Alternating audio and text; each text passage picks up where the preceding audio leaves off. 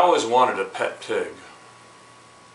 25 years ago, I was a newly divorced father of 2 children. The only pet we had was a goldfish.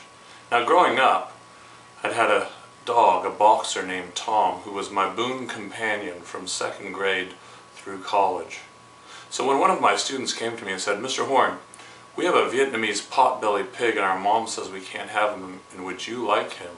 I said, "Absolutely, Joey, that sounds great." Elvis here was our indoor pet pig. Addendum 1. My daughter wants me to point out that she and her brother always called him Spike Dude. Elvis here / Spike Dude lasted 36 hours as an indoor pig.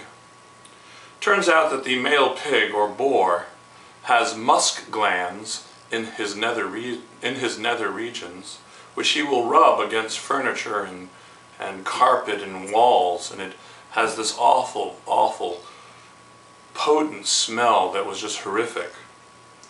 Had we castrated him at this point, I think the story would have a happier ending. So we put him outside. Addendum 2.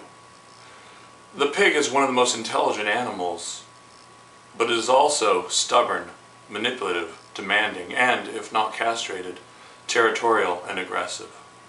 So the first problem we had is that Elvis here would jump on the back door. Now imagine 40 pounds of pig hitting that back door with his hooves. I remember sitting watching as the door frame rattled and there were actually cracks in the door. The sunlight was coming through the dust of the moats as his paw, as his hooves smashed and smashed. I tried everything. I got a super soaker and squirted him. I blew pepper into his face, but to no avail. The only thing that would work is feeding him.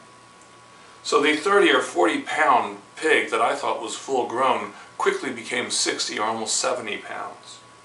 He also rooted up the entire backyard like a plow.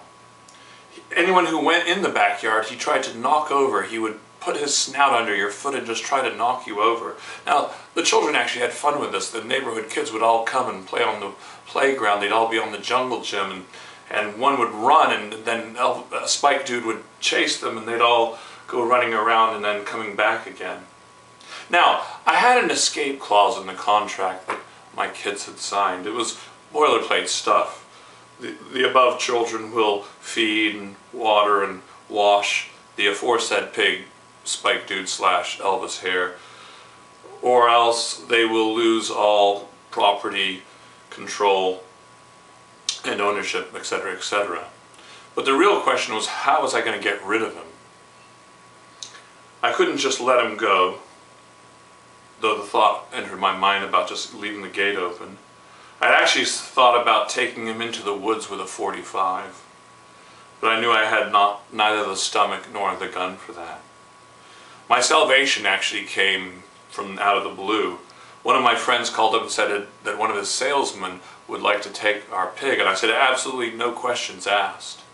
So that next Saturday, 2 guys came in a pickup truck, and they got a burlap bag, and they were putting Elvis hair into it. My kids were saying, "What's going on with Spike Dude, Dad?" And I said, "Well, kids, you haven't fed him, and you know, I told you what was going to happen." And one of the men said, "We're going to take him to a farm where he will play with the other pigs. We're the other happy pigs." A couple of months later, I was on the phone and I had completely tuned out my children in the background screaming and yelling, and I was talking about Elvis here, and I said, "Yeah, you know, Elvis here, one of Zach's salesmen got Elvis here and they ate him for Thanksgiving." Both my kids whipped their heads around and go, "Spike Dude's dead!" Addendum 3. I really feel that if I had just had more time and patience and wisdom, Elvis here could have been a member of our family.